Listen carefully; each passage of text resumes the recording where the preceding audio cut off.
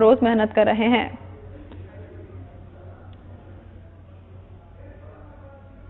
خیرپور ضلع میں بھی غیر قانونی تجاوزات کا مرض بڑھتا جا رہا ہے۔ دکانداروں اور تاجروں نے دکانوں کا سامان باہر گلیوں میں لگا رکھا ہے، جس کے باعث لوگوں کو شدید مشکلات کا سامنا ہے۔ رپورٹ کر رہے ہیں وقار منگی۔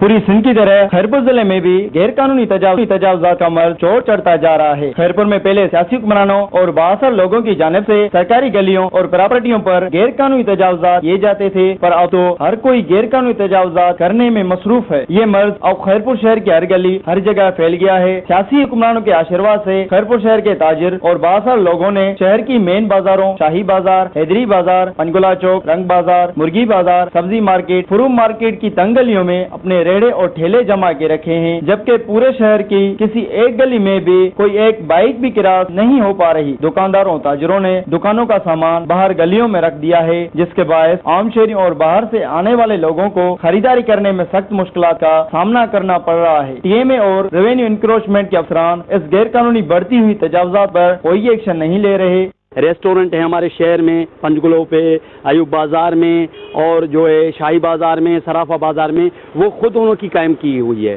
ایک انجمن تاجران کا جو پریزیڈنٹ ہے غفار لالا غفار شیخ، وہ خود ان میں انوالو ہے۔ وہ پیسے ان سے لیتے ہیں ریڑوں والوں سے، منتھلی وصول کرتے ہیں ریڑوں والوں سے، تو وہ کیوں جو ہے ان کو ہٹائیں گے؟ ان کی دادا گیری چلتی ہے۔